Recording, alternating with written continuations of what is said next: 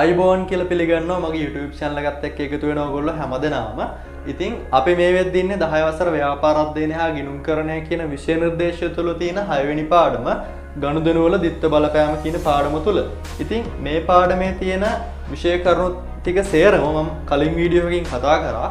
ඒ video එකකින් මම ඔයගොල්ලන්ට ගෙනාවා මේ ගනුදෙනු වල තියෙන දිත්ත බලපෑම අඳුරගන්නේ කොහොමද සහ මේ දිත්ත සටහන් ගිණුම් කරන ක්‍රමය සම්බන්ධයෙන්. ඉතින් මම අද දවසේ මේ වීඩියෝ එක තුළින් බලාපොරොත්තු වෙනවා මේ ගනුදෙනු වල දිත්ත බලපෑම සහ දිත්ත සටහන් ගිණුම් ක්‍රමය යොදාගෙන කොහොමද ගනුදෙනු ලෙජරයට පිටපත් කිරීමක් කරන්න කියන එක සම්බන්ධයෙන්. ඉතින් මම බලාපොරොත්තු වෙනවා මේ සම්බන්ධයෙන් තියෙන ගණන් දෙකක් ඔයගොල්ලෝ එක්ක කතා කිරීමක් කරන්න. ඒ කියන්නේ මම පළවෙනි ගාන විදියට කතා කරන්නේ කොහොමද ගනුදෙනු අපි ලෙජරයට පිටපත් කිරීමක් කරන්නේ මේ දිත්ත සටහන් ගිණුම් කරන ක්‍රමය යොදා ගැනීමක් කරගෙන මම තව ගානක් හදනවා. එතකොට ඒ ගාන ඇත්තටම දිත්ත සටහන් ගිණුම් කරන ක්‍රමය යොදාගෙන තමයි ගාන හදන්නේ. නමුත් ඒ ගාන ඊතරම්ම සාමාන්‍ය කළ විභාගයට මම ફોකස් කරන්නේ නැහැ. ඒක මේ 10 වසර තුල තියෙන වාර විභාගයට වගේ එන්න පුළුවන්. ඉතා සුළු ගානක්. නමුත් ඕගොල්ලන්ගේ විෂය දැනුම මේ විෂයේ තියෙන ප්‍රාමාණික දැනුම ඕගොල්ලන්ට ලබා ගන්න ඒ ගානත් ලොකු උපකාරයක් වෙනවා. ඉතින් අපි වැඩි විස්තර කතා කරමු වීඩියෝ එකට ගිහිල්ලා. හොඳයි අපි එහෙනම් යමු ගාන කතා කිරීමක් කරන්න. ඉතින් මම හිතනවා මේ ගාන කතා කරන්න කලින් ආපහු පාරක් අපි අර දිත්ත සටහන් ක්‍රමය පොඩ්ඩක් මතක් කරගත්තොත් හොඳයි කියලා. ඒකෙදි අපේ දිත්ත සටහන් ක්‍රමය කතා කිරීමක් කරේ ගිණුම්කරණයේදී තියෙන ගනුදෙනු වල ප්‍රධාන වශයෙන් මූලිකාංග පහක් තියෙනවා. ගිණුම්කරණයේ මූලිකාංග පහක් තියෙනවා. ඒ මූලිකාංග පහට අදාළව තමයි මේ දිත්ත සටහන් ක්‍රමය ඉදිරිපත් කරලා තියෙන්නේ. ඉතින් ඒක මේ පාඩමේ ඉස්සරහට යන්න නම් අපි අනිවාර්යයෙන්ම මතක තබා ගැනීමක් කරන්න ඕනේ. මොකද ඒක ගිණුම් කරන වශයෙන් තියෙන රීතියක් අපිට ඒක වෙනස් කිරීමට හැකියාවක් නැහැ. මම හිතනවා අපි පොඩ්ඩක් ඒ ටික අපව මතක් කර ගැනීමක් කරමු. ගිණුම් කරන මූලිකාංග උනේ ප්‍රධාන වශයෙන්ම ගත්තොත් වත්කම්, ඊට පස්සේ වගකීම්, ආදායම්, වියදම් සහ හිමිකම්. මේ ටිකනේ ගිණුම් කරන මූලිකාංග ටික උනේ. ඉතින් මෙන්න මේ කියන පහට අදාළව තමයි ප්‍රධාන වශයෙන්ම ගිණුම්කරණයේ තියෙන දිත්ත සටහන් ක්‍රමය කියන එක ඉදිරිපත් කරලා තියෙන්නේ. එතකොට මේ යටතේ අපි කතා කරා වැඩිවීම කොහොමද වෙන්නේ? ඊට පස්සේ ගත්තාම අඩුවීම කොහොමද වෙන්නේ කියන එක ගැන අපි පැහැදිලිව කලින් වීඩියෝ එක තුල කතා කිරීමක් කරා. නමුත් අපි මේ වීඩියෝ එකෙන් අපි නැවතත් ඒක පොඩ්ඩක් මතක් කරගමු. අපි ගත්තොත් ප්‍රධාන වශයෙන්ම වත්කමක් වැඩිවීම අපි ගන්නෙ හර විදිහට. එහෙනම් වත්කමක් අඩුවීම අපි ගන්නවා බැරශේෂයක් විදිහට. ඊට පස්සේ ගත්තොත් වගකීමක් වැඩිවීම අපි ගන්නවා බැරශේෂයක් විදිහට. වගකීමක් අඩුවීම අපි ගන්නවා හරශේෂයක් විදිහට. ඊට පස්සේ ගත්තොත් ආදායමක් වැඩිවීම අපි ගන්නෙත් බැරශේෂයක් විදිහට. ආදායමක් අඩුවීම ගන්නෙත් හරශේෂයක් විදිහට. වියදමක් වැඩිවීම මොකද්ද? වියදමක් වැඩි වුණොත් අනිවාර්යයෙන්ම හරශේෂයක්. එහෙනම් වියදම වියදම වැඩිවීම එහෙනම් වියදමක් අඩු වුණොත් ඒක බැරශේෂයක්. හිමිකමක් වැඩි වුණොත් ඒත් බැරශේෂයක් තමයි එන්නේ. එහෙනම් අඩු වුණොත් හරශේෂයක්. ඉතින් මේ ටිකෙන් තමයි අපි මේ ගාන හදන්න නම් අපි මේ ටික අනිවාර්යෙන් මතක තියෙන්න ඕනේ. හොඳයි අපි එහෙනම් දැන් යමු ගාන කතා කිරීමක් කරන්න. මම හිතන්නේ ඔයගොල්ලන්ට ආයෙ පාරක් මේක මතක් කරගැනීමක් කරන්න පුළුවන් වුණා. මේ ගාන තුල කියනවා පහත දක්වා ඇත්තේ ලංකා සිල්වල වෙළඳ ව්‍යාපාරය තුල 2020 නොවැම්බර් මාසය තුල සිදු වෙලා තියෙන ගනුදෙනු කිහිපයක් ප්‍රධාන වශයෙන්ම කියනවා මුදල් ගිණුමේ ආරම්භක ශේෂය දීලා තියෙනවා. ඔයගොල්ලන්ට මම ගාන කතා කරද්දි ඉස්සරහින් බලා ගන්න පුළුවන් ගනුදෙනුව මුදල් ගිණුමේ ආරම්භක ශේෂය රුපියල් 80000ක් කියලා කියනවා. එහෙනම් අපි මුදල් ගිණුමක් මේ විදිහට ඇඳගෙන අපි සටහන් කර ගැනීමක් කරමු ආරම්භක ශේෂය රුපියල් 80000ක් කියලා. මම ඒක නම් කිරීමක් කරන්නම් මුදල් ගිණුම කියලා. මම හිතන්නේ ඔයගොල්ලන්ට පේනවා ඇති යම් තාක් දුරකට පැහැදිලිව මුදල් ගිණුමේ ආරම්භක ශේෂය රුපියල් 80000ක් කියලා මම ඒක මේ විදිහට සටහන් කර ගැනීමක් කරනවා. හරි අපි යමු පළවෙනි ගනුදෙනුවට. පළවෙනි ගනුදෙනුව කියනවා රුපියල් 250000ක් ප්‍රාර්ථනා ලෙස යෙදවීම. රුපියල් 250000ක් ප්‍රාර්ථනා ලෙස යෙදුවාම මොකද වෙන්නේ? ව්‍යාපාරය තුල තියෙන මුදල් කියන වත්කම වැඩිවීමක් වෙනවා. ඊට පස්සේ ප්‍රාර්ථනයත් වැඩි වෙනවනේ. අයිතිකරු ප්‍රාර්ථනීය විදිහට යොදවන හින්දා ප්‍රාර්ථනයත් වැඩිවීමක් වෙනවා. එහෙනම් අපිට මේ ගනුදෙනුව ගිණුම්ගත කරන්න, මේ ගනුදෙනුව ලෙජරයට පිටපත් කිරීමක් කරන්න අවශ්‍ය වෙන්නේ මෙන්න මේ කියන මුදල් ගිණුම සහ ප්‍රාර්ථනා ගිණුම. මුදල් ගිණුමක් අපේ ලෙජරේ තුල අපි ඇඳ ගැනීමක් කරා. අපි එහෙනම් ප්‍රාර්ථනා ගිණුමක් ඇඳගමු. මේ ගනුදෙනු සටහන් කිරීමක් කරන්නේ මෙන්න මේ විදිහට අපි ටී ගිණුම් වල. මොකද ඕගොල්ලන් පෙළපොතේ ගත්තොත් මේකට විශේෂිතව ආකෘතියක් තියෙනවා. නමුත් ඉස්සරහට ගණන් හදාගෙන යද්දී අපි මෙන්න මේ කියන ටී ගිණුම් ඔස්සේ තමයි මේ ගණන් හදන්නේ. ඒ හින්දා ටී ගිණුම් භාවිතා කරන්න ඒක කිසිම වැරද්දක් නැහැ. හොඳයි. අපි එහෙනම් ප්‍රාර්ථනා ගිණුමක් ඇඳගමු. මෙන්න මේ විදිහට අපි අඳ ගන්නවා ටී ගිණුමක්. අපි ඒක නම් කරමු ප්‍රාර්ථනා ගිණුම විදිහට. ප්‍රාර්ථනා ගිණුම. හොඳයි. මුදල් කියන්නේ වත්කමන්නේ. වත්කමක් වැඩිවීම හර කරන්න ඕනේ. මුදල් කියන්නේ වත්කමක් වැඩිවීම අපි හර කරන්න ඕනේ. මොකක්ද ඒ සඳහා සම්බන්ධ වෙන ප්‍රතිවිරුද්ධ ගිණුම ප්‍රාර්ථනා ගිණුම. එහෙනම් මුදල් ගිණුම අපි හර කරනවා ප්‍රතිවිරුද්ධ ගිණුම ප්‍රතිවිරුද්ධ ගිණුමේ නමින් ප්‍රාර්ථනා කියලා රුපියල් 2,50,000ක්. හොඳයි. මුදල් ගිණුම හර කරා නම් ප්‍රාර්ථනා කියලා 2,50,000ක් අපි ප්‍රාර්ථනා ගිණුමට ඒක බැර කරන්න ඕනේ. මොකද ප්‍රාර්ථනා කියලා කියන්නේ හිමිකම් ගිණුමක්. හිමිකමක් වැඩි වීම බැර. හිමිකමක් වැඩි වීම බැර නම් අපි බැර කරන්න ඕනේ ප්‍රතිවිරුද්ධ ගිණුමේ නමින් මුදල් ගිණුම කියලා අපි ප්‍රාර්ථනා ගිණුමට බැර කරගමු රුපියල් 2,50,000ක්. හොඳයි. අපි පළවෙනි ගනුදෙනුව සටහන් කරගෙන ඉවරයි. අපි යමු දෙවෙනි ගනුදෙනුව සටහන් කර ගැනීමක් කරන්න. රුපියල් 30,000ක් බැංකුවේ තැන්පත් කිරීම. රුපියල් 30,000ක් බැංකුවේ තැන්පත් කිරීම කියලා කියන්නේ ව්‍යාපාරය තුළ දැන්ට තියෙන මුදල් වලින් කොටසක් බැංකුවට කියන්නේ බැංකුවේ ජංගම ගිණුමක් ආරම්භ කරලා මේ බැංකුව ගිණුමට දානවා කියන එක තමයි මේකෙදි සරලව කියන්නේ. එතකොට මුදල් ව්‍යාපාරයේ තියෙන මුදල් වත්කම රුපියල් 30,000කින් අඩු වෙනවා. ඒත් එක්කම බැංකු කියලා අලුත් වත්කමක් අපිට එකතු වෙනවා. බැංකු කියන වත්කම 30,000කින් වැඩි වෙනවනේ. මෙන්න මේ ගිණුම් දෙක තමයි අපිට උවමනා වෙන්නේ මේ ගනුදෙනුව සටහන් කිරීමක් කරන්න. මුදල් ගිණුමක් තියෙනවා. අපිට ඕනේ බැංකු ගිණුමක්. ඒ හින්දා අපි බැංකු ගිණුමක් මේ විදිහට ඇඳගමු. පොඩියට අපි ඇඳගමු ටී ගිණුමක්. අපි ඒක නම් කරමු බැංකු ගිණුම. හොඳයි. එතකොට මෙතනදී මොකද්ද වෙන්නේ? මුදල් කියන වත්කම අඩු වෙනවා. වත්කමක් අඩු වෙන්නේ බැර. අපි මොකක් කියලාද බැර කරන්නේ? ප්‍රතිවිරුද්ධ ගිණුම නම බැංකු ගිණුම. එහෙනම් බැංකු කියලා අපි නම් බැර කරමු මුදල් ගිණුමට රුපියල් 30,000ක මුදලක්.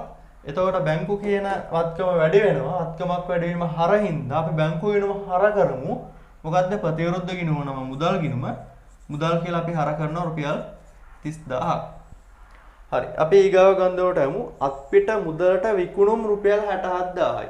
අත්පිට මුදලට විකුණනවා කියලා කියන්නේ ව්‍යාපාරයට මොකද මුදල් එනවද? මුදල් එනවනේ. එතකොට ව්‍යාපාරයට මුදල් එනවා. මුදල් වත්කම වැඩි වෙනවා.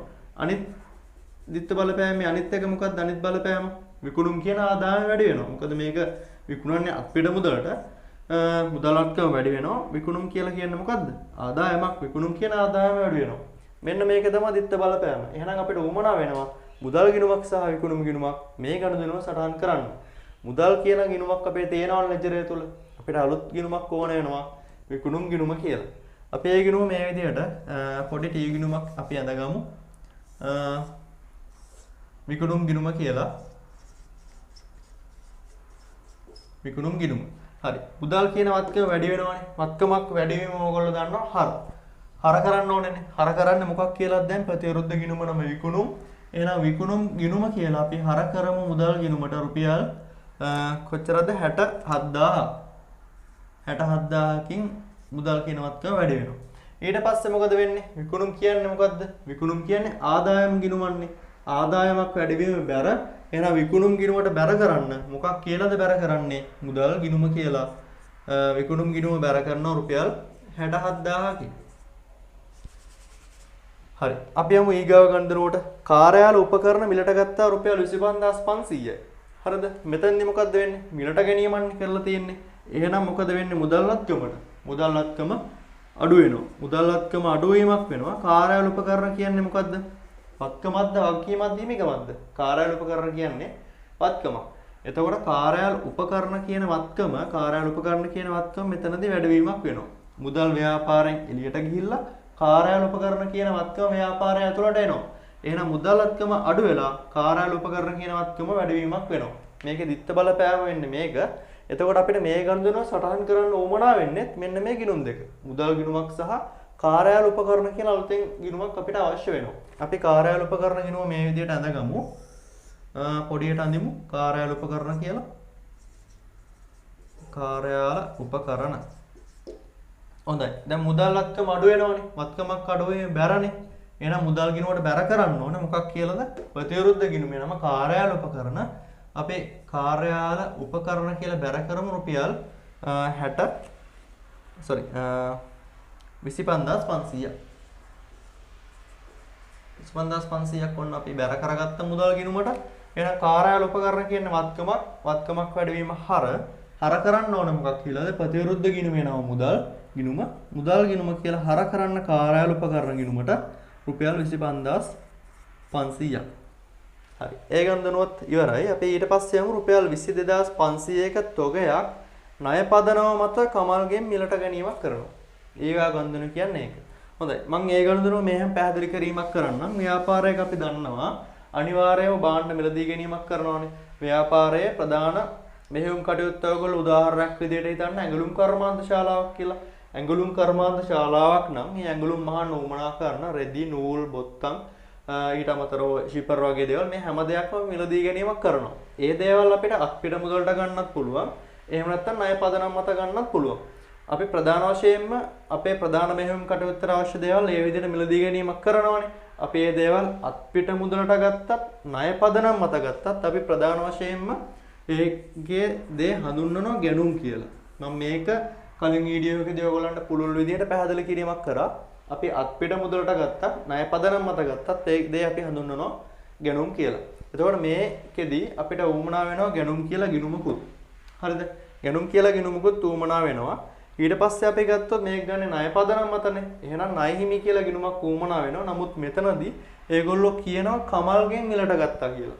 එහෙනම් අපිට කමල් කියලා ගිණුමක් තමයි උවමනා වෙන්නේ. අපි ලෙජරය තුල එක් ණය හිමියට වෙනම අපි තියාගන්නවා ගිණුම්. මෙහෙම කමල් කියලා ගිණුමකුත් අපිට උවමනා වෙනවා. එතකොට මෙතනදී වෙන්නේ මෙහෙමයි. රුපියල් 20500ක තොගයක් ණය පදනම් මත මිලදී ගැනීමක් වුණොත් ගැනුම් වැඩි වෙනවනේ. ව්‍යාපාරයේ තොගය යන හින්දා දැන් ගැනුම් වැඩිවීමක් වෙනවා. හරිද? ඒ වගේම කමල් කියන්නේ ණය හිමියෙක්. ණය හිමියෙක් කියන්නේ වගකීමක්. අපි අනාගතයේදී මේ වගකීම निराකරණය කරන්න අනිවාර්යෙන් බැඳිලා ඉන්නවා. ව්‍යාපාරයට වගකීමක් ඒ හින්දා කමල් කියන වගකීමත් වැඩිවීමක් වෙනවා.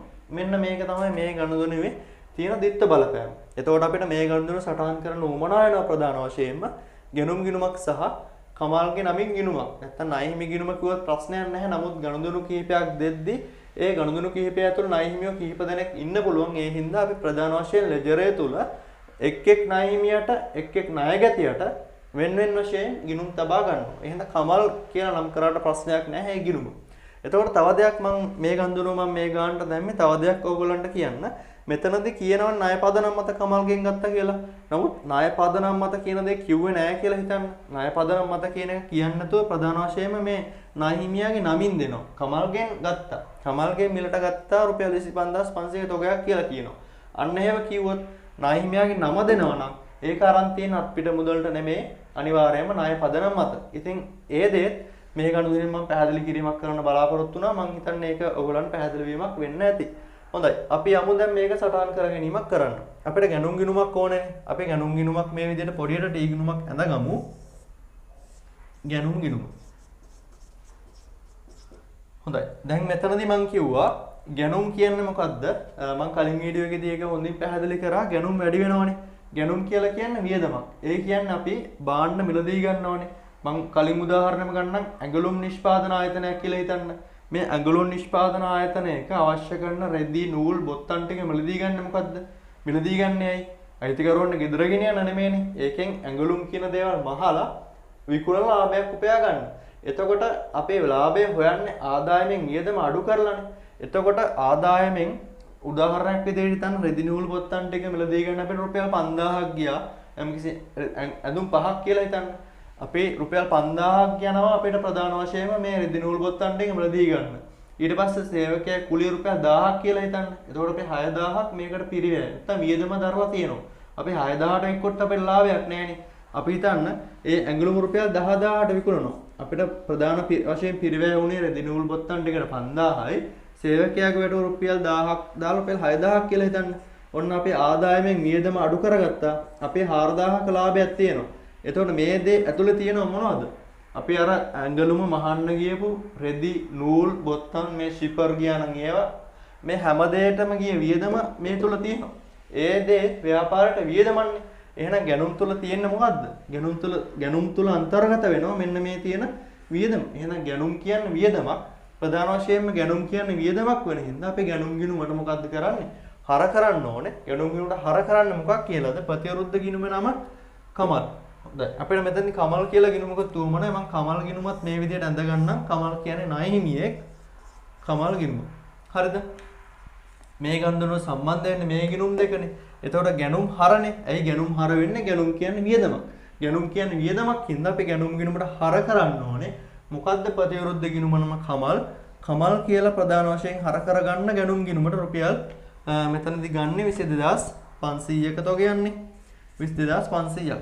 කමල් කියලා කියන්නේ ණය හිමියෙක්. ණය හිමියෙක් කියන්නේ වගකීමක් වැඩිවීම බැර. එතකොට එහෙනම් කමල්ගේ ගිණුමට බැර කරගන්න ප්‍රතිවිරුද්ධ ගිණුම නම ගැනුම් කියලා කමල්ගේ ගිණුමට අපි බැර කරගන්නවා රුපියල් 22500ක මුදලක්. මං හිතන්නේ මේක ඕගොල්ලන්ට පැහැදිලි වීමක් වෙන්නේ නැති මං අහපව පාරක් මතක් කිරීමක් කරොත් මේ ගැනුම් කියන්නේ වියදමක්. මොකද අපි උදාහරණයක් විදිහට හිතන්න ඇඟලුම් කර්මාන්ත ශාලාවක් නැතුව ප්‍රධාන වශයෙන්ම ටයර් ආයතනයක් කියලා ටයර් විකුණන ආයතනයක් කියලා හිතන්නකෝ. අපි ටයර් නිෂ්පාදනය කරන කර්මාන්ත ශාලාවකින් රුපියල් 5000ට අපි ටයර් එකක් ගත්තොත් රුපියල් 5000ට ගන්න ටයර් එක අපි රුපියල් 6000ට විකුණනවා කියලා හිතන්න. එතකොට අපිට වියදමුනේ මොකද්ද? රුපියල් 5000. අන්නේ කියන 5000 කියන එක අපි වියදමන්නේ. අපි ඒක අරගෙනනේ විකුණන්නේ. අර අපි නිෂ්පාදනය කරන්නේ ඒ ටයර් එක අපි ව්‍යාපාරයට අරගෙන රුපියල් 1000ක ලාභයක් තියාගෙන 6000ට විකුණනවා. එතකොට අපිට ගන්න වියදම් කරමු මුදල අපිට පිරිවැයන්නේ.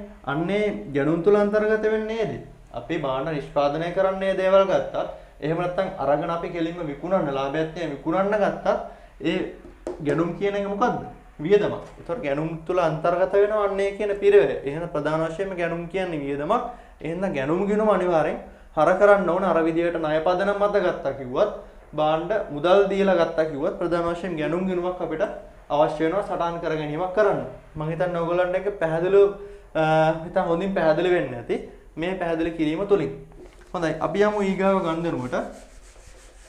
ඊගාව ගන්ධනුව තුල කියනවා රුපියල් 17000ක මුදලක් ව්‍යාපාරයේ පිහිටි ස්ථානයේ කුලිය ලෙස චෙක් පතකින් ගෙව්වා. හරි ව්‍යාපාරයේ පිහිටි ස්ථානයේ කුලිය ලෙස රුපියල් 17000ක මුදලක් චෙක් පතකින් ගෙව්වා. මෙතනදී ගෙවලා තියෙන්නේ චෙක් පතකින්නේ. එතකොට සම්බන්ධ වෙනවා මොකද්ද? බැංකු ගිණුම. එතකොට බැංකු කියන වත්කම අඩු වෙනවා. හරිද? ඊට පස්සේ ගෙවල් කුලිය කියලා කියන්නේ ගොඩනැගිලි කුලිය කියලා කියන්නේ ව්‍යාපාරයට ගොඩනැගිලි කුලියනේ. ගොඩනැගිලි කුලිය කියලා කියන්නේ ව්‍යාපාරයට වියදමක්. ගොඩනැගිලි කුලිය කියන වියදම වැඩි වෙනවා. බැංකු කියන වත්කම අඩු වෙලා ගොඩනැගිලි කුලිය කියන වියදම වැඩිවීමක් වෙතන්දි වෙනවා. එතකොට මෙන්න මේ කියන ගිණුම් දෙක තමයි මේ ගණනුව සටහන් කරන්න අපිට උවමනා වෙන්නේ. බැංකු ගිණුමක් ලෙජරේ තුල අපි කලින් ඇඳගත්තා.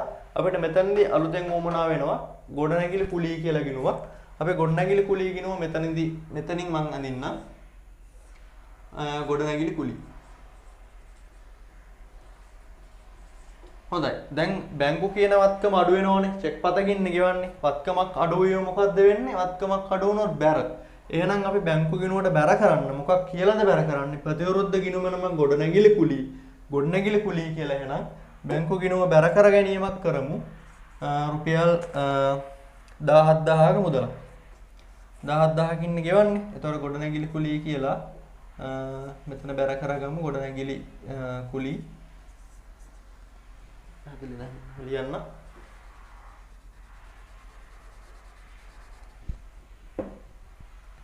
බැංකු ගිණුම බැර කරගන්නවා ගොඩනැගිලි කුලිය කියලා රුපියල් 17000ක්. ඊට පස්සේ ගොඩනැගිලි කුලිය කියන්නේ ව්‍යාපාරයට වියදමක් වැඩිවීම හර. එහෙනම් ගොඩනැගිලි කුලිය ගිණුමට හර කරන්න ප්‍රතිවිරුද්ධ ගිණුම නම බැංකු චෙක් පතකින් ගෙවන හින්දා බැංකු ගිණුම සම්බන්ධ වෙනවා. එහෙනම් ගොඩනැගිලි කුලිය ගිණුමට හර කරන්න බැංකු කියලා රුපියල් 17000ක්. හරි. අපි ඒ ගණනුව සටහන් කරගත්තා. අපි ඊට පස්සේ ගණනුවෙන් අයිතිකරුගේ දරුවන්ගේ පන්ති ගාස්තු ලෙස රුපියල් 5000ක් ව්‍යාපාරයේ මුදලින් ගෙවීම. මේ මොකද්ද මේ වැල්ලට ආරමින් කියන්නේ? අයිතිකරු ප්‍රධාන වශයෙන්ම ව්‍යාපාරයේ මුදලක් අරන් ගිහිල්ලා.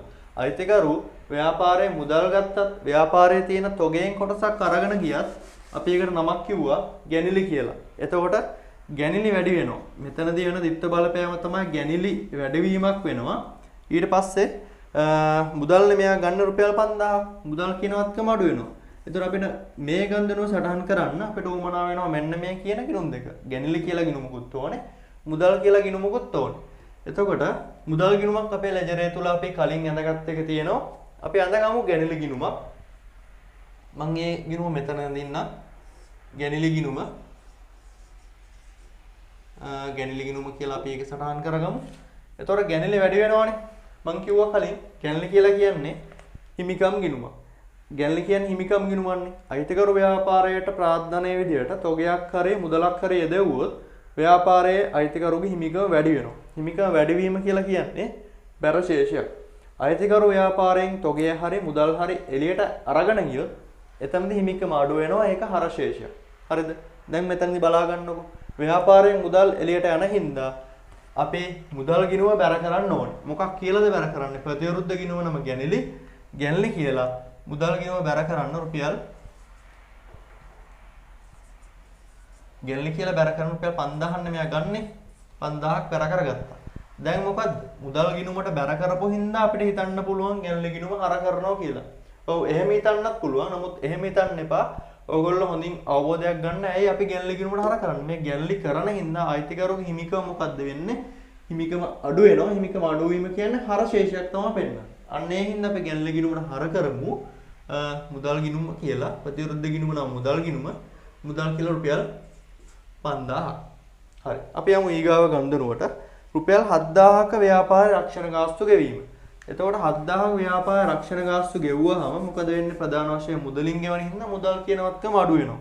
රක්ෂණ ගාස්තු කියලා කියන්නේ මොකද්ද? වියදමක්. රක්ෂණ ගාස්තු කියන්නේ ව්‍යාපාරයට මේ වියදම වැඩි වෙනවා. එතකොට අපිට මේ ගන්ධනුව සටහන් කරන්න උවමනා වෙනවා මුදල් ගිණුමක් සහ රක්ෂණ ගාස්තු ගිණුමක්. මුදල් ගිණුමක් තියෙනවා.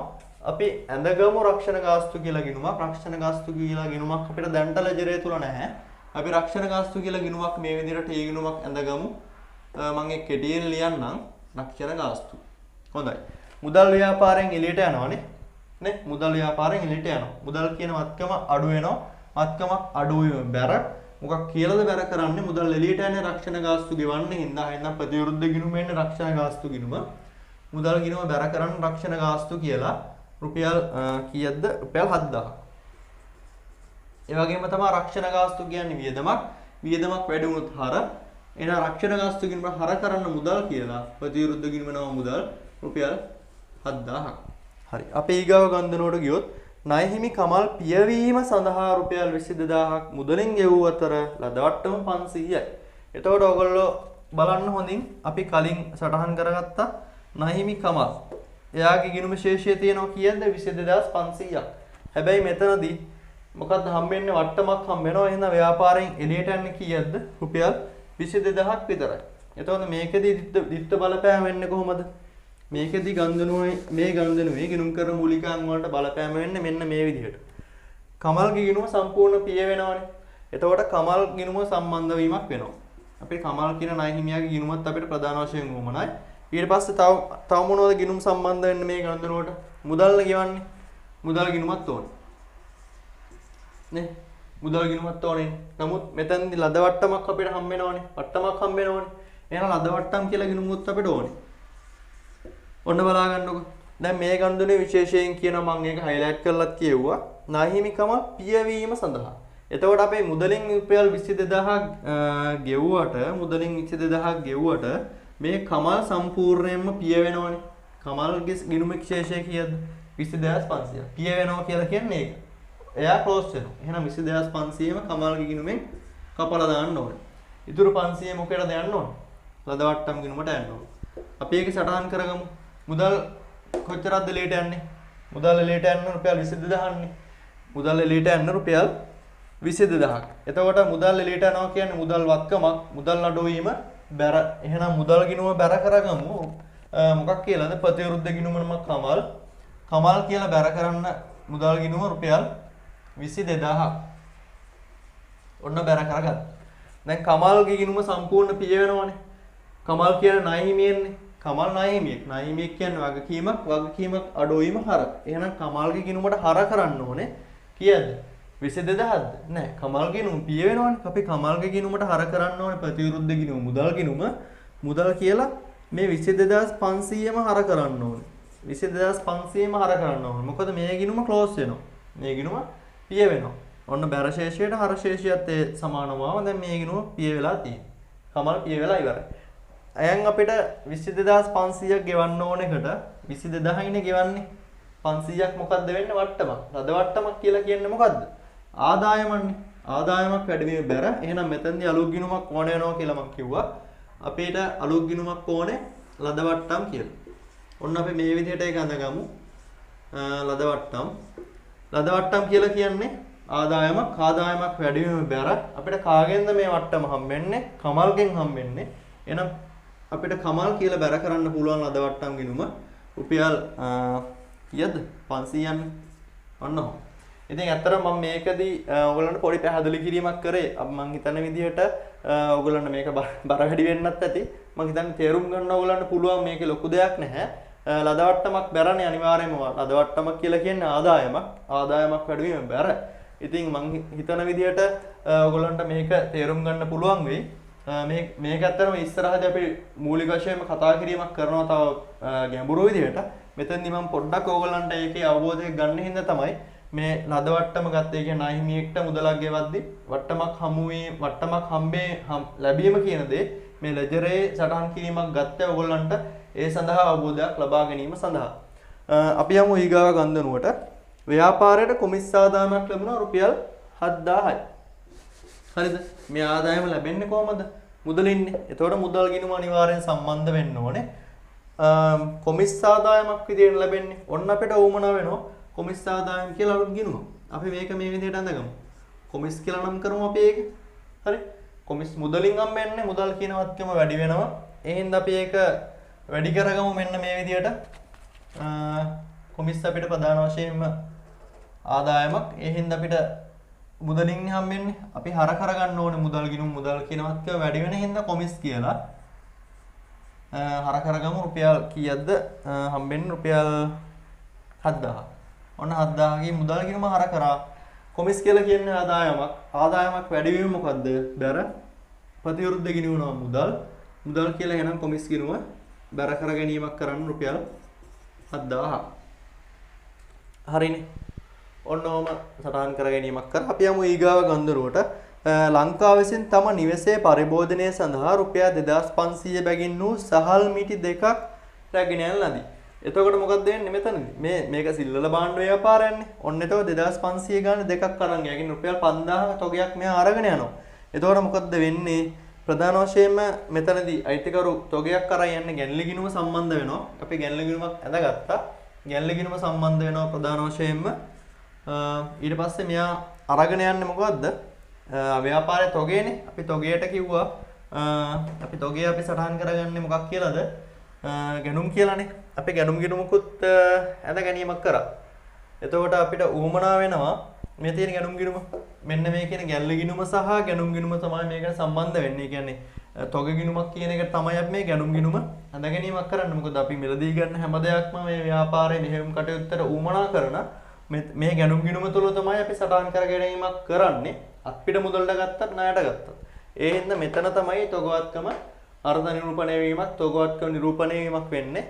ප්‍රධාන වශයෙන් මෙතකොට ගැන්ලි ගිණුම සහ ගැන්ලි කියන්නේ ව්‍යාපාරයෙන් තොගයක් ගන්න එළියට යන හින්දා ගැන්ලි ගිණුම පිට උමනයි. එතකොට ව්‍යාපාරයෙන් එයා එළියට අරයි යන්නේ ව්යාපාරයේ තොගය.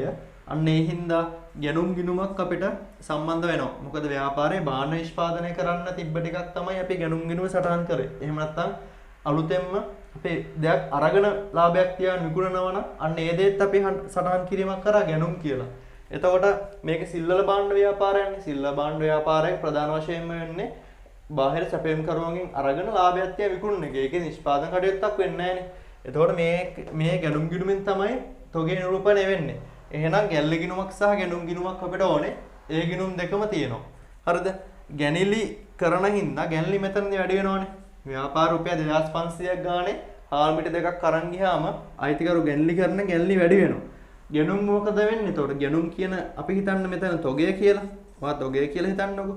එහෙනම් මොකද වෙන්නේ? අඩුවීමක් වෙනවා. හරිද? ගැල්ලි වැඩිවීමක් වෙනවා කියලා කියන්නේ මොකද්ද අපි කරන්නේ?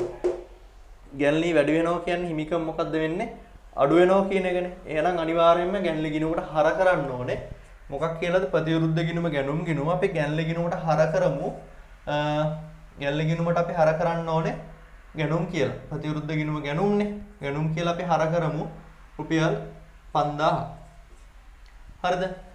ගැන්ලි ගිණුමට හර කරා නම් අනෙක් ගිණුම ගැනුම් ගිණුම ගැනුම් ගිණුමට මොකක්ද කරන්නේ බැර වෙන්න ඕනේ. ඒ ගැනුම් ගිණුම බැර වෙන්නේ. ඔයාලා හිතන්න මේක තමයි තොගේ. මේ තොගේ නිරූපණය වෙන්නේ ගැනුම් ගිණුම තුලින්. එහෙනම් තොගේ එළියට යනවා කියලා කියන්නේ. තොගේ කියන්නේ වත්කමක් නම් වත්කමක් අඩුවෙන් බැර. හරි. අන්න ඒ හින්දා අපි ප්‍රධාන වශයෙන්ම ගැනුම් ගිණුම බැර කරගමු. මොකක් කියලාද ගැනිලි කියලා. රුපියල් 5000ක්. හරිද? නැත්තම් ඒක මේ විදිහට හිතන්න පුළුවන්. මොකද ගැනුම් කියලා කියන්නේ වියදමක් කියලා මං කිව්වනේ. හරි. ගැනුම් කියන්නේ වියදමක්. මොකද මේ ගත්ත තොගේනේ මේකේ නිරූපණය වෙන්නේ. ඒතකොට ව්‍යාපාරයෙන් එළියට යනවා කියලා කියන්නේ මේ වියදමක් අඩුවීමක් වෙනවා. හරි. ඒ වියදම අඩුවීමක් වෙනවා කියලා අපි හිතුවොත් ඒතකොට වියදමක් අඩුවීම මොකද්ද? බැරනේ. අන්න එහෙම හිතන්නත් පුළුවන්. ඒ විදිහට බැර කරනවා කියලා. නමුත් ඔයගොල්ලෝ වඩාත්ම හොඳයි හිතන්න ගැන්ලි කියන්නේ හිමිකම් ගිණුමක්. ගැනිලි කියන්නේ හිමිකමක් නම් හිමිකමක් අඩුවීම හර අන්න ඒ හින්දා ගැනිලක් කරා ගමන් අපි ගැන්ලි ගිණුමට හර කිරීමක් කරනවා. හරි. හර කිරීමක් කරනවානේ. මේ ගැනුම් ගිණුම කියන්නේ තොග ගිණුම කියලා ඔයාලා හිතුවොත් තොගේ අඩු වෙනවා. තොගේ කියන්නේ වත්කමක්නේ. වත්කමක් අඩු වීම අපි බැර කිරීමක් කරනවා. ඒ හින්දා ගැනුම් ගිණුමට බැර කරා කියලා හිතන්න. චුට්ටක් සංකීර්ණ නැති මම හිතන විදිහට නමුත් ඔයගලන්ට පොඩි හරි පැහැදිලි වීමක් වෙන්නේ නැති මගේ පැහැදිලි කිරීම තුළ ඉස්සරහදීත් මේ දිත්ත සටහන් ක්‍රමය භාවිතා කරන හින්දා ඔයගලන්ට මගේ බය වෙන්න දෙයක් නැහැ. අපි ඉස්සරහදී කතා කරමු. මොකද මේ ගැනිලි ගැනුම් කියන දේවල් අපිට ඉස්සරහදීත් හම් වෙනවා. මෙතනදී මූලික පැහැදිලි වීමක් වුණා නම් ඒ හොඳටම ප්‍රමාණවත්. අපි යමු ඊගා ගන්ධනුවට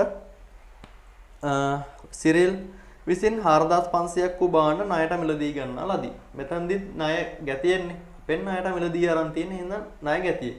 නමකුත් කියනවානේ මම ඔයගොල්ලන්ට කලින් කිව්වා ණය ගැතියෙක්ගේ නමක් දීලා තියෙනවා නම් ඔහු ණය කියන්නේ නමක් දීලා තියෙනවා නම් එක්ක ඔහු ණයට අරගෙන නැත්නම් අපි ණයට ඔහුට විකුණලා. අපි යෝගෙන් ණයට අරගෙන නැත්නම් ඔහුට අපි ඔහුට ණයට විකුණලා තියෙනවා. මෙතනදී ප්‍රධාන වශයෙන්ම කියනවා සිරිල් විසින් රුපියල් 4500ක් වූ භාණ්ඩ ණය පදනම් මත ගත්තා කියලා. එහෙනම් ණය පදනම් මත ගන්නවනේ. එතකොට මං කිව්වොත් ඔගේ නිරූපණය වෙන්නේ මොකෙන්ද? ගැනුම් කියන ගිණුමින්. එතකොට ගැනුම් ගිණුම අපිට ප්‍රධාන වශයෙන්ම ඌමනා වෙනවා. ඊට පස්සේ මෙතන තව සම්බන්ධ වෙනවා මෙයා සිරිල්නේ. ඒ ණයගැතියාගේ නම සිරිල්.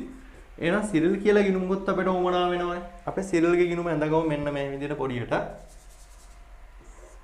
සිරිල් කියලා අපි ඒක නම් කරමු. හරිද? දැන් මෙතනදී වෙන්නේ ව්‍යාපාරයෙන් එළියට තොගයක් යනවනේ. තොගේ නිරූපණය වෙන්නේ ගැනුම් ගිණුම වෙන්නේ. ව්‍යාපාරයෙන් එළියට තොගයක් යනවා කියලා කියන්නේ මේ තොගේ විකුණන්න යන්නේ. ඒක විකුණනවානේ. එතකොට අපේ ව්‍යාපාරවල වියදම අඩු වෙනවා. ගැනුම් කියන වියදම අඩු වෙනවා. හරි? නැත්නම් තොගේ ව්‍යාපාරයේ තොගේ අඩු වෙනවා. ව්යාපාරයේ තොගේ කියලා මේක හිතුවොත් තොගේ කියන්නේ වත්කමක්. වත්කමක් අඩුවේ බැර. අන්න ඒ හින්දා අපිට බැර කරන්න පුළුවන්. ඒ පදනම් මත බැර කරනවා කියලා හිතන්නත් පුළුවන්. නැත්නම් ගැනුම් කියන්නේ වියදමක්. තොගේ විකුණද්දී ඒ වියදම අපිට අඩු වෙනවා. අන්න වියදමක් අඩු වුණොත් මොකද්ද? බැර. එහෙනම් අපි ගැනුම් ගිණුම බැර කරන්න ඕනේ. ප්‍රතිවිරුද්ධ ගිණුම නම් මොකද්ද? සිරිල්. සිරිල් කියලා අපි බැර කරමු ගැනුම් ගිණුම කීයක්ද මෙයා ගන්නෙ? රුපියල් 4500ක්. ඔන්න. ගැනුම් ගිණුම බැර කරා නම් සිරිල් කියලා කියන්නේ කවුද? ව්‍යාපාරයේ ණයගැතියෙක්. ණයගැතියෙන්නේ වැඩි වෙන්නේ. ණයගැතියෙක් කියන්නේ වත්කමන්නේ. වත්කමක් වැඩි වීම බැර වත්කමක් වැඩි වීම හරශේෂයක්. අපි සිරිල්ගේ ගිණුම හර කරමු. මොකක් කියලාද? ගැනුම් කියලා රුපියල් 4500ක්. හරි. ඒ ගන්දුනුවත් ඉවරයි. අපි යමු ඊගා ගන්දුනුවට රුපියල් 75000ක බැංකු ණයක් ලබා ගත්තා. ඔන්න බැංකු ණයක් ගන්නවා. එතකොට මෙතනදී ප්‍රධාන වශයෙන්ම බැංකු ණය කියන වගකීම වැඩි වෙනවා.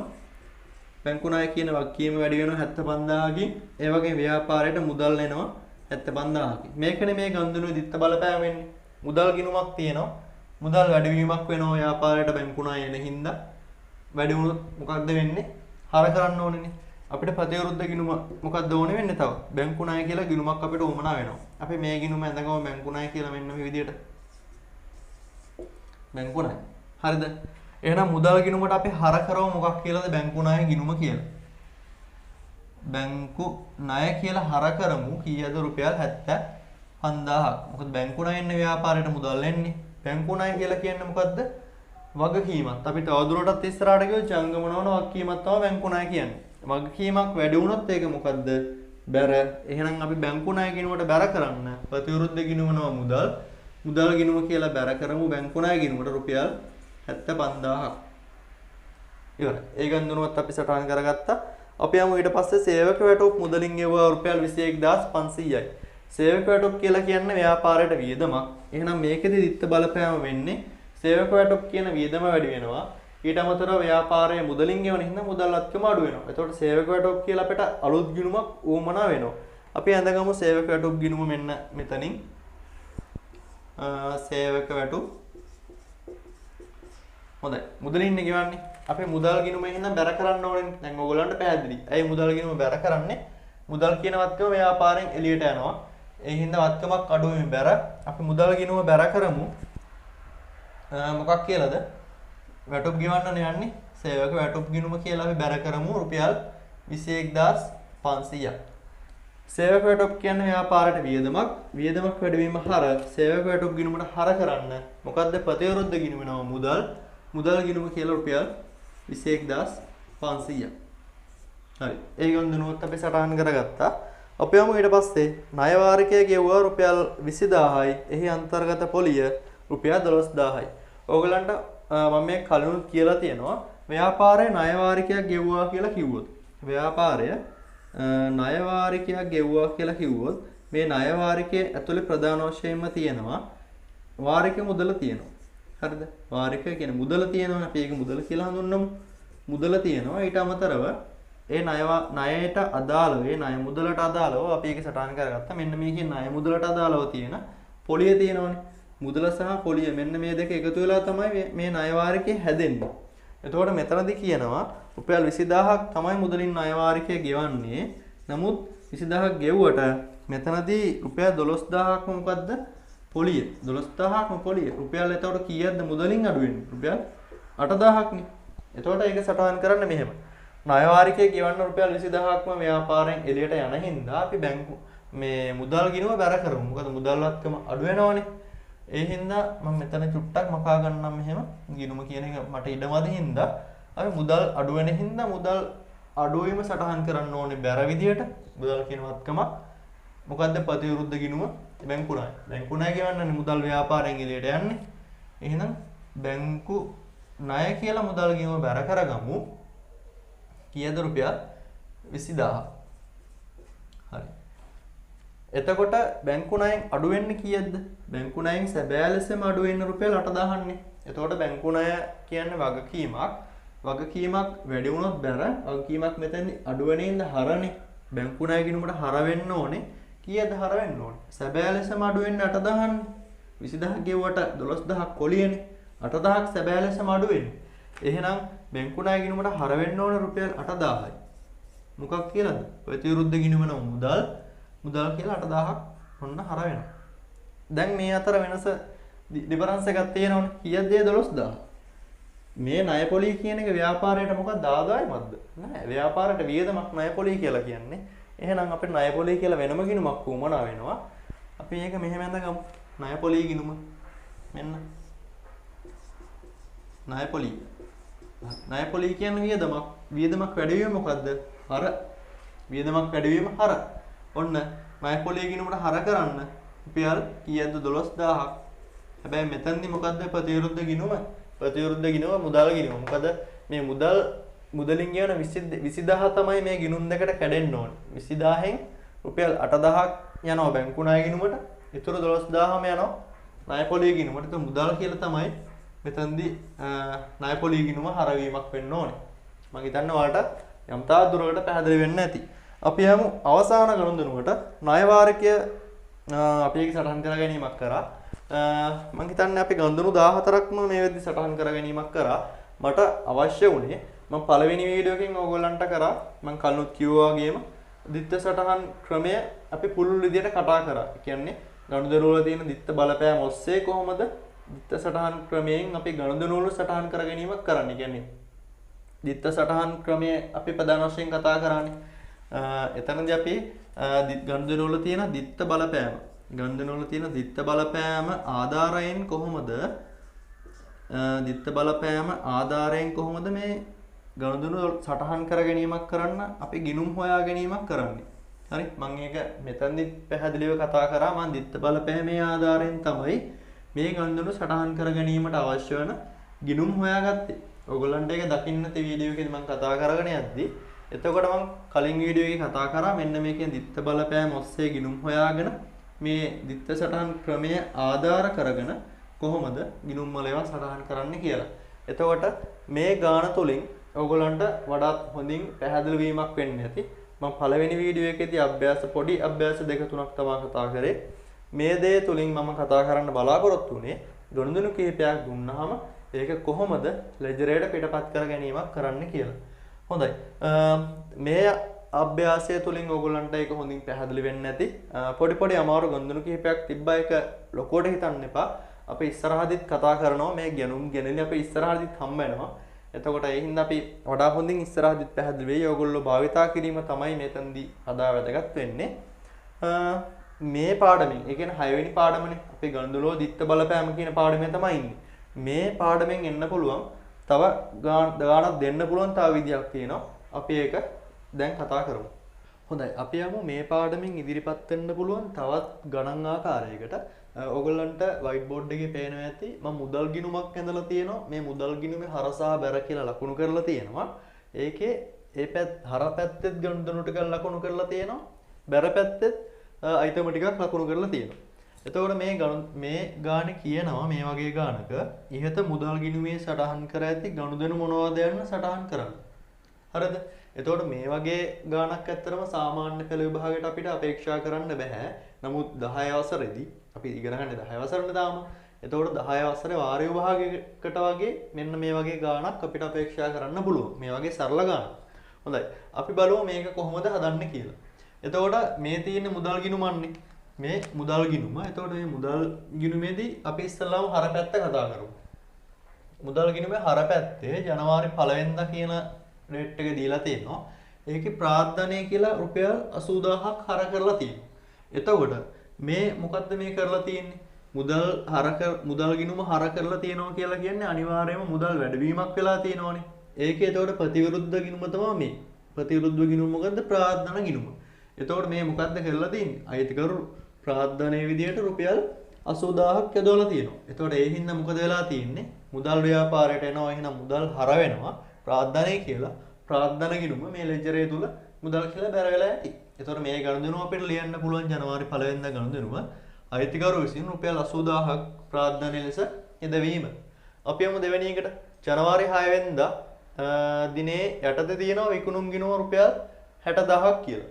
එතකොට විකුණුම් ගිණුම කියලා රුපියල් 60000ක් මුදල් ගිණුමට හර වෙලා තියෙනවා. මුදල් හර වෙන්නේ ව්‍යාපාරයට මුදල් එන හින්දා මුදල් වත්කම වැඩි වෙන හින්දා මුදල් ගිණුම හර වෙලා තියෙනවා.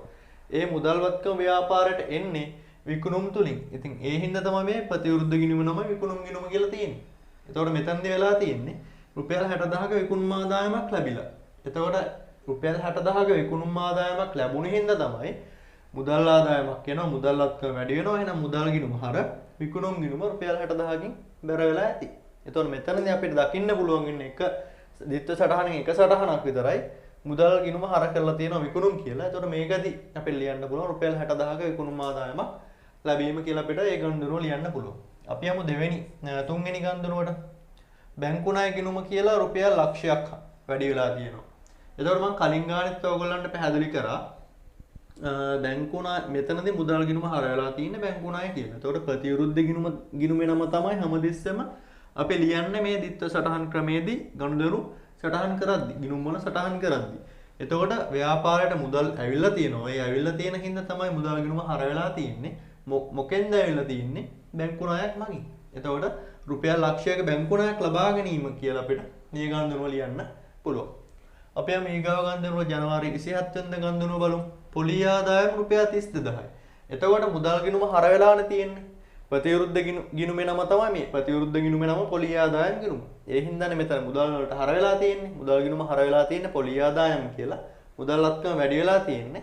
එතකොට රුපියල් 32000ක පොලී ආදායමක් ලැබීම. බලන්නකො එතකොට 32000ක පොලී ආදායමක් ලැබුණාම ඒක මුදලින් ලැබෙන්නේ. මුදල් වත්කම වැඩි වෙනවා. එහෙනම් මුදල් ගිණුම හර වෙන්න ඕනේ. පොලී ආදායමක් ලැබෙන හින්දා පොලී ආදායම කියලා හර වෙන්නේ. එහෙනම් පොලී ආදායම ගිණුමට පොලී කියන්නේ ආදායමක් වැඩි වීම බැර පොලී ආදායම ගිණුම බැර වෙන්න ඕනේ. මෙතනදී අපිට පුළුවන් දකින්න පුළුවන් ඉන්නේ පොලි ආදායම් කියලා මේ මුදල් ගිණුමට හරවීම විතරයි. එහෙනම් මෙතන රුපියල් 32000ක පොලි ආදායමක් ලැබීම කියලා ලියන්න පුළුවන්. යමු ජනවාරි 30 වෙනිදා ගණන් බලමු. ණයගැති ගිණුම කියලා රුපියල් 4000ක් වැඩි වෙලා තියෙනවා. එතකොට මේ මොකක්ද වෙලා තියෙන්නේ? මුදල් වැඩි වෙන හින්දා තමයි හැමදෙස්සෙම මේ හර වෙලා තියෙන්නේ. මුදල් ඇවිල්ලා තියෙන්නේ කාගෙන්ද? ණයගැතියන්ගෙන්. එහෙනම් මේ ණයගැතියන්ගෙන් රුපියල් 4000ක මුදලක් ව්‍යාපාරයෙන් ලැබීම. අන්න ඒ හින්දා තමයි මුදල් ගිණුම ණයගැති ගිණුම කියලා හර වෙලා තියෙන්නේ. ණයගැතියන්ගෙන් තමයි ඒක ලැබිලා තියෙන්නේ. එතකොට ණයගැතියන්ගෙන් රුපියල් 4000ක් ලැබීම කියලා අපිට ඒ ගණන්දනුව ලියන්න පුළුවන්. අපි යමු බැර පැත්තට. හොඳයි මුදල් ගිණුමට ඉස්සෙල්ලාම බැර කරලා තියෙනවා ඔයගොල්ලන්ට පේනවා ගෙනුම් ගිණුම කියලා. එතකොට ජනවාරි 1 වෙනිදා තමයි මේ ගණන්දනුව සිදු වෙලා තියෙන්නේ. රුපියල් 50000ක් ගෙනුම් ගිණුම කියලා බැර කරලා තියෙනවා. එතකොට මුදල් ගිණුම බැර කරනවා කියලා කියන්නේ ඇයි ඒ? මුදල් කියන්නේ වත්කමක්. මුදල් අඩුවීමක් වෙන හින්දා තමයි මුදල් ගිණුම බැර කරලා තියෙන්නේ. එතකොට මේ මුදල් වියදම් කරලා තියෙන්නේ මොකටද? ගෙනුම් සඳහා තමයි වියදම් කරලා තියෙන්නේ. ඒ කියන්නේ ව්‍යාපාරයේ නිෂ්පාදනය කරන්න අවශ්‍ය කරන භාණ්ඩවලට අවශ්‍ය කරන අමුද්‍රව්‍ය මිලදී අරගෙනනේ. එතකොට ඒකනේ ගෙනුම් කියලා කියන්නේ. එතකොට මෙතනදී මුදල් ගිණුමට බැර කරලා තියෙනවා නම් ගෙනුම් කියලා. ගෙනුම් ගිණුමට මොකක් කරලාද මේ ගනුදෙනුව? ගෙනුම් ගිණුමට ප්‍රධාන වශයෙන් අපි ගෙනුම් කියලා ගත්තේ ප්‍රධාන වශයෙන් ගෙනුම් කියන්නේ මොකද්ද? ගෙනුම් කියන්නේ වියදමක්නේ. මම ඒක පැහැදිලි කිරීමක් කරා. ගෙනුම් කියන්නේ වියදමක්. එතකොට ගෙනුම් කියන්නේ වියදමක් නම් වියදමක් වැඩිවීම මොකද්ද? හර. වියදමක් වැඩිවීම හරනේ. මුදල් ගිණුමට බැර කරලා ගෙනුම් ගිණුමට මේක හර කරලා ඇති. නමුත් අපිට මෙතනදී තියෙන්නේ එක අයිතමයක් විතරයි. එතකොට මේ දේ තුලින් අපි හිතන්න ඕනේ මුදල් වියදම් කරලා තියෙන්නේ ගෙනුම් වලට. ඒ කියන්නේ අපිට මුදලට භාණ්ඩ මිලදී ගත්තා රුපියල් 50000ක් කියලා ලියන්න පුළුවන්. මම අර වැඩි දුර වශයෙන් තමයි එහෙන් පැහැදිලි කිරීමක් කරේ. නමුත් මෙතන සරලව ගත්තාම ඔයගොල්ලන්ට පේනවා මුදල් ගිණුමයි බැර කරලා තියෙන්නේ. ගෙනුම් හින්දා ගෙනුම් වලට තමයි මුදල් වියදම් කරලා තියෙන්නේ. එතකොට අපිට මුදලට භාණ්ඩ මිලදී ගත්තා රුපියල් 50000ක් කියලා ලියන්න පුළුවන්. අපි යමු ඊගාව ගණන්දනුව එදාම තමයි ඒක වෙලා තියෙන්නේ ජනවාරි 9 වෙනිදාම තමයි උපකරණ ගිණුම කියලා මුදල් ගිණුම බැර කරලා තියෙනවා.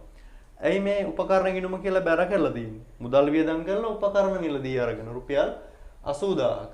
ඒ හින්දා තමයි මුදල් ගිණුම බැර කරලා තියෙන්නේ. උපකරණ ගිණුම කියලා 80000කින් මේක උපකරණ ගිණුමට මොකක් කරලාද? උපකරණ ගිණුම කියලා කියන්නේ මොන ගිණුමක්ද? වත්කම් ගිණුමක්. වත්කමක් නම් වත්කමක් වැඩිවීම හර නේ. මෙතනදි වෙන්නේ මුදල් කියන වත්කම අඩු වෙනවා. මොකද මුදල් දීලා මිලදී අරන්න තියෙන උපකරණ ව්‍යාපාරයට එනවනේ. උපකරණ කියන වත්කම වැඩි වෙනවා. ඒතර උපකරණ ගිණුමට මේක හර වෙලා ඇති. මෙතනදී අපිට ගන්න පුළුවන් රුපියල් 80000ක් වටිනා උපකරණයක් අපිට මුදල්ට මිලදී ගැනීම කියලා. ඒතර ඔන්න අපි මේ ගණන්දනුව දෙකම අපි කතා කරා. අපි යමු ඊගාව ගණන්දනුව ජනවාරි 10 විදුලි ගාස්තු ගිණුම 10. එතකොට මුදල් අඩු වෙලා තියෙනවා. ඇයි මුදල් අඩු වෙලා තියෙන්නේ? විදුලි ගාස්තු ගෙවලා. එතකොට ඒ හින්දා තමයි මුදල් ගිණුම රුපියල් 10000කින් බැර කරලා තියෙන්නේ. අපිට ලියන්න පුළුවන් ඒක ව්‍යාපාරයේ විදුලි බිල මුදලින් ගෙවුවා රුපියල් 10000ක් විදිහට. අපි යමු ඊගාව ගණන්දනුවට ජනවාරි 12. ආයෝජන රුපියල් 40000. මුදල් ගිණුම බැර කරලා තියෙනවා ආයෝජන කියලා. මොනවද මේ ආයෝජන කියලා කියන්නේ? ඒ කියන්නේ ව්‍යාපාරයේ අතිරික්ත මුදලක් තියෙනවා කියලා හිතන්නකෝ. ඒ තියෙන අතිරික්ත මුදල අපිට පුළුවන් ව්‍යාපාරය නමින් ස්ථාවර තැන්පතුවක් ආරම්භ කරන්න. අපි කියන්නේ ෆික්ස් ඩිපොසිට් එකක් කියලා. ව්‍යාපාරය නමින් අපිට පුළුවන් ස්ථාවර තැන්පතුවක් ආරම්භ කරන්න. එහෙම නැත්නම් ෂෙයා මාකට් එකේ අපිට පුළුවන් කොටස් මිලදී ගන්න මේ මුදල් අපිට අමතරව තියෙන මුදල් යොදවන්න. එහෙම නැත්නම් රජය තුල තියෙන භාණ්ඩාගාර බිල්පත්. භාණ්ඩාගාර බිල්පත්, එතකොට භාණ්ඩාගාර බැඳුම් කර වගේ දේවල් තියෙනවා. ඒව මිලදී ගන්න පුළුවන්. ඉතින් ව්‍යාපාරයේ තියෙන අතිරික්ත මුදල් මෙන්න මේ වගේ දේවල් වල ආයෝජනය කරන්න පුළුවන්. ඉතින් මේ ආයෝජන කියලා තියෙන්නේ මේ ආයෝජන මාර්ග වලින් එකක්. ඉතින් ඔයාලට කැමති එකක් මෙතනද ලියන්න පුළුවන්. බොහොම සරලව ලියන්න පුළුවන්. ව්‍යාපාරයේ මුදල් ආයෝජනය කළා රුපියල් 40000යි. ඒ විදිහේ එකක් ලියන්නත් පුළුවන්. නමුත් අපිට පුළුවන් ඊට වඩා ටිකක් ඉස්සරහට ගිහිල්ලා මේ ගණන්දුනුව ලස්සන ගණන්දුනුවක් ලියන්න. රුපියල් 40000ක කොටස් වෙන්දපොළ තුල කොටස් මිලදී ගත්තා. එහෙම නැත්නම් රුපියල් 40000ක ස්ථාවර තැන්පතුවක ආයෝජනය කරා. මේ වගේ විදිහට අපිට ලියන්න පුළුවන්. එතකොට අපිට කියන අපේ දැනුවත්භාවයත් එකකින් තුලින් අපිට පේනවා. නැත්නම් නිකම්ම ආයෝජන සඳහා රුපියල් 40000ක් වියදම් මේ වැය කරා කිව්වට ඒක වියදමක් නෙමෙයි අත්‍තරම ආයෝජනයක්. රුපියල් 40000ක ආයෝජනයක් කරා කියනවට වඩා අපිට ලියන්න පුළුවන් නම් ව්‍යාපාරයේ මුදල් රුපියල් 40000කින් ස්ථාවර තැන්පතුවක් ආරම්භ කළා. අන්න ඒ වගේ ගණන්දනුවක් මේ දේ තුලින් අපිට කියන්නේ අපේ දැනුවත්භාවයත් අපිට පෙන්වන්න පුළුවන්. හොඳයි. අපි යමු ඊගාව ගණන්දනුව ජනවාරි 15. එතන බැංකු ණය පොලිය රුපියල් 10000ක්. ඒ කියන්නේ බැංකු ණය පොලිය වෙනම ගෙවලා තියෙනවා මුදලින් රුපියල් 10000ක් විදියට. මම ඉස්සෙල්ලා කතා කරා බැංකු ණය තුල තියෙනවා බැංකු ණය වාරිකය තුල තියෙනවා ප්‍රධාන වශයෙන් මුදල තියෙනවනේ. මුදලට අමතරව පොලියක් තියෙනවා. එතකොට වාරිකය ගෙවන්නේ මේ දෙකම එකතු වෙන්නේ. මෙතනදී අපි පොලිය වෙනම ගෙවීමක් තමයි තියෙන්නේ. එතකොට කොහොම වුණත් මුදල් ව්‍යාපාරයෙන් අඩු වෙලා පොලිය ගෙවන්න තමයි මේ මුදල් යොදවලා තියෙන්නේ. ඒකයි මුදල් ගිණුමට බැංකු ණය පොලිය කියලා බැර වෙලා තියෙන්නේ. ඒ හින්දා මෙතනදී ලියන්න පුළුවන් බැංකු ණය පොලිය ගෙවුවා රුපියල් 10000ක් විදියට මෙතන ලියන්න පුළුවන්. අපි යමු ඊගාව ගන්නකොට ණය හිමි ගිණුම. ණය හිමි ගිණුම කියලා මුදල් බැර වෙලා තියෙනවා රුපියල් 5000ක්. ඇයි මුදල් මොකේද වියදම් කරලා තියෙන්නේ ණය හිමියන්ට ගෙවන්න. එතකොට අපි ලියන්න පුළුවන් ව්‍යාපාරයේ ණය හිමියන් පියවීම සඳහා රුපියල් 5000ක් මුදලින් ගෙවුවා. එතකොට ණයගැතියන්ට ඕගොල්ලෝ මෙතනදි දැක්කා ණයගැතියන්ට මුදල් ගෙවද්දි ණයගැතියෝ අපිට මුදල් ගෙවද්දි ණයගැතියන් එන්නේ හම්බෙන්නේ. එතකොට මුදල් හම්බෙනවා. කාගෙන්ද හම්බෙන්නේ? ණයගැතියන්ගෙන්. ඒ හින්දා ණයගැති ගිණුම කියලා මුදල් ගිණුම හර කරා. මෙතනදි මුදල් ගිණුම බැර කරලා තියෙනවා ණය හිමි ගිණුම. එතකොට අපිට බලන්න පුළුවන් මුදල් බැර වෙලා තියෙනවා. ඒ කියන්නේ මුදල් අඩු වෙලා තියෙනවා. ඇයි මුදල් අඩු වෙලා තියෙන්නේ? ණය හිමියන්ට ගෙවලා. අන්න ඒ වගේ සරල උපක්‍රම භාවිතයෙන් අපිට පුළුවන් මේ වගේ ගානක තියෙන ගනුදෙනු ටික සටහන් කර ගැනීමක් කරන්න. මම හිතන්නේ ඔයගොල්ලන්ට වඩාත්ම හොඳින් පැහැදිලි වෙන්නේ නැති අපි මේ තාම මේ කතා කරලා අවසන් කරේ ඕගොල්ලන්ගේ 6 වෙනි පාඩම.